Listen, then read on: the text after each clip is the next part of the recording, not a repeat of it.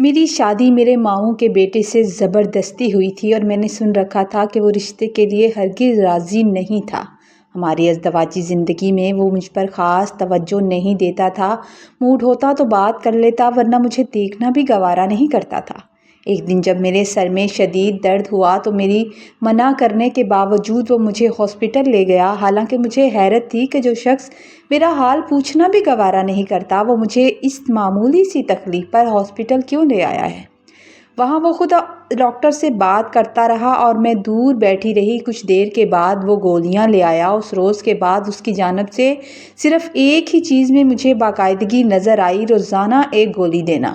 اس کے علاوہ اسے میری کوئی فکر نہیں تھی، میں نے کھانا کھایا یا نہیں کھایا، میں کہاں گئی کہاں سے آئی۔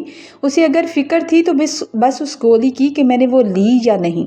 وہ گولی مجھے ہمیشہ وہ اپنے پاس رکھتا تھا، مجھے دیکھنے بھی نہیں دیتا تھا اور میرے قریب سے تب تک نہیں ہٹتا تھا جب تک میں اسے کھا نہیں لیتی تھی۔ ایک دن میں نے پوچھ ہی دیا کہ سر کا درد تو صرف ایک دن ہوا تھا تو وہ مجھے روزانہ یہ گولی کیوں دے رہا ہے؟ تو اس نے غصے سے کہا تھا کہ ڈاکٹر نے کہا ہے کہ تمہارے سر کا درد ٹھیک نہیں ہے۔ یہ سن کر میں حیرت سے اس کے چہرے کی طرف دیکھتی رہی کہ اس نے تو میرا کوئی چیک اپ بھی نہیں کروایا تھا، میں تو دور بیٹھی تھی۔ جب میں نے سوال کیا کہ تم نے کون سا میرا کوئی ٹیسٹ کروایا ہے جو تمہیں پتہ چل گیا، تو وہ ایک دم غصے میں آ گیا اور کہنے لگا، کیا تمہیں مجھ پر اعتبار نہیں ہے؟ کل سے مت کھانا۔ اس کی اس قدر شدید ناراضگی کو دیکھ کر میں نے فوراً سے معافی مانگ لی تھی، شاید کسی بہتری کی امید میں۔ اس کے کمرے میں ایک الماری کو ہمیشہ تالا لگا رہتا تھا جس کے قریب وہ مجھے نہیں آنے دیتا تھا۔ اس کی چابی کی حفاظت اسے کھانے پینے سے بھی زیادہ عزیز تھی۔ وہ دفتر کے کام سے دو تین دن کے لیے کہیں چلا جاتا تھا اور پلٹ کر خبر بھی نہیں لیتا تھا، مگر جب بھی آتا پہلی فرصت میں مجھے گولی کھلاتا اور پھر کوئی اور بات کرتا تھا۔ اب یہ ساری باتیں مجھے شک میں ڈالنے لگی تھی، خاص کر یہ دیکھتے ہوئے کہ میں زیادہ پڑھی لکھی نہیں تھی اور ویسے بھی گولی کا ہمیشہ کاغذ سے وہ مجھے نکال کر دیتا تھا، پورا پیکٹ نہیں دکھاتا تھا۔ میرے والد کے انتقال کے بعد میری والدہ ماموں کے پاس آ گئی تھی اور بعد میں انہوں نے دوسری شادی کر لی تھی۔ ماموں نے مجھے اپنے پاس رکھ لیا تھا۔ میری ماں جب بھی اپنے دوسرے بچوں کے ساتھ آتی تو مجھے پیار تو کرتی، مگر اس کا زیادہ دھیان اپنے چھوٹے بچوں میں ہوتا تھا اور آہستہ آہستہ میں بھی ماں کے پیار کی چاہت سے دور ہونے لگی تھی۔ میری مامی تھوڑی سخت مزاج تھی جبکہ ماموں بہت اچھے تھے۔ ماموں کے بڑے بیٹے کا نام فرحان تھا جن کی شادی ممانی نے اپنے ہی رشتہ داروں میں کر دی تھی، شازیہ بھابھی سے کی تھی، جبکہ چھوٹے بیٹے سلمان کی شادی مجھ سے زبردستی ماموں نے کروائی تھی۔ حالانکہ میری طرف سے کوئی مجبوری نہیں تھی، لیکن سلمان کو اس رشتے کے لیے مجبور کیا گیا تھا۔ ادھر میرے اندر تجسس جنون کی شکل اختیار کر چکا تھا کہ آخر اس الماری میں کیا ہے جسے وہ اپنی جان سے زیادہ عزیز رکھتا ہے اور تالے میں بند رکھتا ہے۔ جب بھی وہ الماری کھول کر بیٹھتا تو مجھے کمرے سے نکال دیتا تھا اور دروازہ بند کر لیتا تھا، اور جب تک اسے واپس تالا نہ لگاتا مجھے کمرے میں آنے کی اجازت نہیں تھی۔ میرے پوچھنے پر بس وہ یہی کہتا تھا کہ اس میں قیمتی کاغذات ہیں اور تمہاری تو ان کی قدر نہیں، تم پڑھی لکھی تو ہو نہیں، اس لیے میں نہیں چاہتا کہ کوئی چیز ادھر سے ادھر ہو جائے۔ ایک بار میں نے شازیہ بھابھی سے ذکر کیا تو وہ ہنس کر کہنے لگیں، ارے پاگل، الماری میں کوئی لڑکی تو نہیں چھپا سکتا، وہ کاغذ ہی ہوں گے نا، تم کیوں اپنا موڈ خراب کرتی ہو؟ میں نے بھی یہ سوچ کر دل کو تسلی دے دی تھی کہ شاید ایسا ہی ہوگا۔ ایک دن میری طبیعت تھوڑی خراب تھی اور سلمان دفتر کے کام سے باہر گئے ہوئے تھے۔ شازیہ بھابھی میرا حال پوچھنے کمرے میں آئیں اور میرے لیے کچھ پھل لائی تھی۔ جب میں نے منع کیا تو انہوں نے وہ پھل بستر کے بیڈ کے دراز میں رکھنے کی کوشش کی اور وہیں انہیں ایک پیکٹ ملا۔ شازیہ بھابھی کافی پڑھی لکھی تھی، انہوں نے پہلے پیکٹ کو دیکھا، پھر میری طرف دیکھا اور حیرت سے پوچھا، تم یہ گولیاں کب سے کھاتی ہو اور کیوں کھاتی ہو؟ میں نے انہیں بتایا کہ یہ گولیاں مجھے سلمان خود دیتے ہیں، میں اپنی مرضی سے نہیں کھاتی۔ جب سر میں درد تھا تو ڈاکٹر نے دی تھی۔ یہ سن کر وہ پریشان ہو گئیں اور فوراً سے کہنے لگی، دیکھو یہ گولی مت کھانا، اگر وہ تمہیں دے بھی تو کھانے کا ڈرامہ کر لینا، مگر کھانا نہیں۔ جب میں نے بہت اصرار کیا کہ مجھے بتائیں یہ کس چیز کی گولی ہے تو وہ ہچکچاہٹ کے بعد کہنے لگیں، یہ ایسی گولیاں ہیں کہ تم پریگننٹ نہ ہو سکو۔ یہ سنتے ہی میرے پیروں تلے زمین نکل گئی۔ کیا کوئی شخص اتنا ظالم بھی ہو سکتا ہے کہ مجھ سے میری ماں بننے کی صلاحیت کو چھین رہا ہو؟ اس خبر نے مجھے غم سے اور بھی نڈھال کر دیا اور میں پوری رات روتی رہی۔ اگلی صبح جب سلمان واپس آئے تو میں ان سے جھگڑنے لگی، لڑنے لگی، رونے لگی اور وہ سرد مہری سے بولے، مجھے بچے نہیں چاہیے۔ मैंने गुस्से से कहा कि फरहान भाई के 2 बच्चे हैं जिन्हें आप इतना प्यार करते हैं, तो आपको बच्चे क्यों नहीं चाहिए? आपको बच्चे क्यों पसंद नहीं हैं? माना कि मैं आपको पसंद नहीं थी, मगर अब तो आपने मुझसे शादी कर ली है, इस रिश्ते को निभा भी रहे हो, तो फिर तुम्हें मुझसे बच्चे क्यों नहीं पसंद? मेरी बात सुनकर वो गुस्से से मेरी तरफ देखकर बोला था, कहा ना, नहीं पसंद तो नहीं पसंद। अगर इस बारे में ज़्यादा बहस की तो मैं तुम्हें तलाक दे दूंगा। पहले भी अब्बा ने तुम्हें मेरे सर पर मसल्लत किया है, तुम यहाँ मेरी खुशी से नहीं हो। उसकी ये बात मेरे दिल को तोड़ देने वाली थी। इससे तो बेहतर था कि वो मुझसे शादी ही ना करता। लड़का था, इनकार कर देता या शादी के दिन छोड़कर चला जाता। उसने मेरी ज़िंदगी ख़राब क्यों की थी?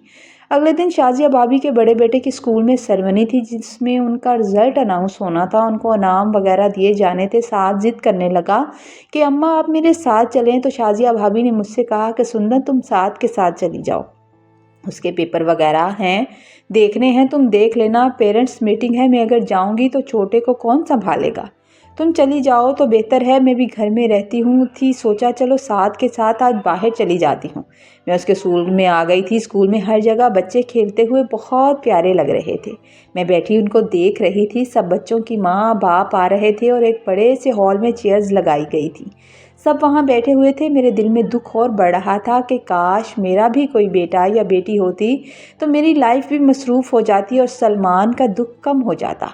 मगर फिर मुझे उसकी बेरुखी से ज़्यादा फ़र्क ना पड़ता। मगर मैं भी ये सोच ही रही थी कि दूर से मुझे यूँ लगा जैसे सलमान आ रहा है। एक लम्हे के लिए दिल में ख़्याल आया कि शायद वो साद का रिज़ल्ट लेने आया हो, भाभी ने भेजा हो। मगर फिर मैंने देखा कि बहुत ही मॉडर्न सी लड़की उसके साथ थी जिसने काफ़ी मॉडर्न ड्रेस पहन रखा था। एक लड़का और एक लड़की भागकर उनके पास आए थे। लड़की को सलमान ने उठा लिया था जबकि लड़के की उंगली उस लड़की ने पकड़ ली थी। मैं ये देखकर हैरान रह गई कि ये कौन है जिसको सलमान इतना प्यार कर रहा है और इतना खुश हो रहा है। इस तरह कुछ तो मैंने उसे इतने सालों में कभी नहीं देखा था। वो दोनों ऑफिस में चले गए थे। मैं भी उनके पीछे ऑफिस के करीब जाकर खड़ी हो गई। वहाँ से एक टीचर फाइल लेकर निकली तो मैंने उनसे कहा कि अभी जो मर्द और औरत अंदर गए हैं वो कौन हैं? तो वो कहने लगी कि वो हरम और गुलशेर के मामा पापा हैं। पर आप क्यों पूछ रही हैं? मैंने कहा मैंने इनको पहले कहीं देखा है। तो कहने लगी सलमान साहब आते रहते हैं, कभी कभी अपने बच्चों को लेने भी आते हैं। ये खबर सुनकर मेरी तो जैसे जान निकल गई थी। यही वजह थी कि वो बच्चे नहीं चाहता था। मैंने खामोशी से साथ के पेपर देखे थे और मरे हुए कदमों से घर चली आई थी। अब मैं जान गई थी कि वो मुझे टैबलेट क्यों देता रहा है। जबकि उसके पास इतनी खूबसूरत बीवी और बच्चे हैं तो उसे मुझसे बच्चों की क्या ज़रूरत थी। घर आते ही कमरे में लेट गई तो शाजिया भाभी मेरे पीछे आई थी। कहने लगी तुमने तो बच्चे के रिज़ल्ट की खबर भी नहीं दी और सीधी कमरे में चली आई हो। तो मैंने उनको सारी बात बता दी और उनके गले लगकर रोने लगी। मैंने ज़िंदगी में कभी प्यार नहीं देखा था। ऐसा मेरे साथ ही क्यों हो रहा था? मेरी सारी बातें कमरे में आते हुए मामू ने सुन ली थी। रोते रोते जब मैंने सर उठाकर ऊपर देखा तो वो मेरे पास खड़े थे। उन्होंने मेरे सर पर हाथ रखा था और खामोशी से चले गए थे। थोड़ी देर के बाद जब मामू के कमरे से सलमान और मामू के ज़ोर ज़ोर से बोलने की आवाज़ें आ रही थी, फिर वो कमरे में आया था और मुझे कहने लगा था कि चलो अब तुम्हें पता चल ही गया है तो ठीक है, तुम चाहती हो तो मैं तुम्हें आज ही आज़ाद कर देता हूँ। मैं तो तुमसे शादी नहीं करना चाहता था। ये तो अब्बा की ज़िद थी। मैं पहले ही अपनी पसंद से शादी कर चुका था और उसे मैंने बाहर रखा हुआ था। मैं जानता था कि अब्बा उसे घर आने की इजाज़त नहीं देंगे। मैंने रोते हुए उससे कहा था खुदा के लिए मुझे तलाक मत देना, मगर खुदा के लिए मुझे ये टैबलेट खाने पर भी मजबूर ना करो। अगर मेरी औलाद हो जाएगी तो मैं उसमें बिज़ी हो जाऊंगी और फिर तुम्हारी बेरुखी दिल नहीं दुखाएगी। औरत मोहब्बत ज़िंदगी में सिर्फ़ एक ही बार करती है और वो मैं कर चुकी हूँ। मैं तुम्हारे अलावा किसी के बारे में नहीं सोच सकती। बस मेरे नाम के साथ अपना नाम रहने दो। मेरी बात सुनकर वो थोड़ा शर्मिंदा हो गया था। उसने मुझे तलाक नहीं दी थी। अब वो मुझे टैबलेट खाने पर मजबूर भी नहीं करता था। हाँ, अल्लाह ने मुझे औलाद नहीं दी। मैंने मामू से ज़िद की और उनको मना लिया था कि सलमान अपनी बीवी और बच्चों को घर ले आए। मेरी ज़िद पर मामू जान मान गए थे। अब मैं उसके बच्चों से एक माँ की तरह ही प्यार करती हूँ। उसकी बीवी भी जैसे तैसे मुझे बर्दाश्त कर ही लेती है और ऐसे ही ज़िंदगी गुजर रही है। اور پتہ نہیں کب ختم ہو جائے گی۔ یہ کہانی سنانے کا مقصد یہ ہے کہ کبھی کسی عورت کی زندگی اپنے گھر والوں کے آگے مجبور ہو کر خراب مت کریں۔